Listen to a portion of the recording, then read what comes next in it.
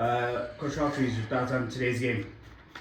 Fantastic night, fantastic performance from the boys. Just looking at the stats here, only one shot on target in the whole game we conceded, and that defensive excellence, that defensive ability to really stop the other team from creating too many clear-cut opportunities is what's going to take us to to the promised land, right? We had that last year, we had that the year before, and this year we've been conceding a few more goals, not getting as many clean sheets. So it's fantastic to get the clean sheet today and really be resolute in the defensive end, and so it was a real knockout performance today in a knockout game. Dylan, let's talk about your goal in the final seconds of that first half. They stopped the clock, added some more time, but that gave you enough time to think about your attempt. Walk us through that play. Well, on that play, every time we have Iggy on the sideline ready for a throw, and we know it's going to be dangerous. We were about to rush it. We had about 10 seconds left into the game. We're fortunate that the clock stopped, and when we're able to get it set up and get ready for Iggy's throw, he's always dangerous. And I was fortunate enough to find the ball and score.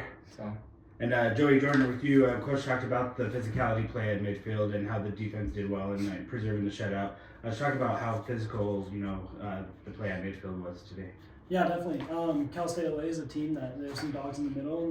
It's about winning your battles. That was one of the biggest things that we talked about in this game, is winning that midfield battle. And I think we did well and we came prepared, and that really helped us. I mean, it's a physical game out there, especially when you get into the late tournament. Everyone's going to be a good player, so it's about winning those battles, and I think we did a decent job of that tonight.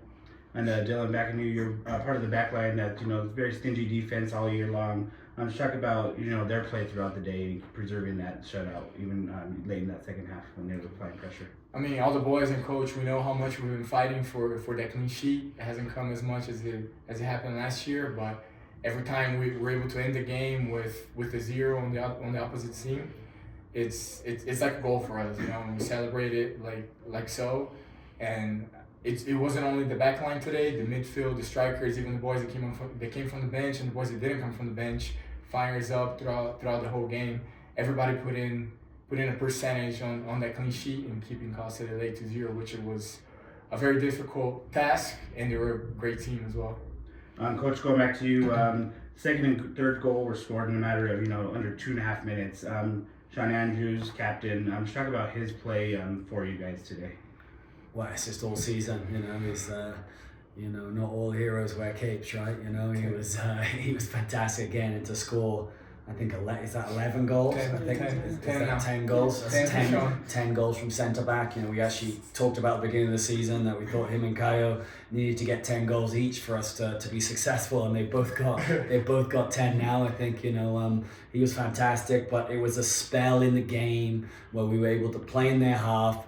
It was relentless set pieces, and that they couldn't stop it. We were getting all the first contacts. We were getting another set piece. Even if we weren't getting a shot on goal, we were getting another set piece, another corner, another long throw, and it was relentless, and they couldn't deal with it in the end. So proud of the boys' efforts, and sometimes it's not the prettiest football, but we know we can play like that as well. But the day's game, we certainly needed to make use of those opportunities and punish them, and I thought they're a fantastic team. We played them 3 times now in 4 years in this round or in the next round, so we know they're a top team. They won it in 21 in our first appearance at Nationals, so we knew we had to be our best, and we do whatever it takes to win the match.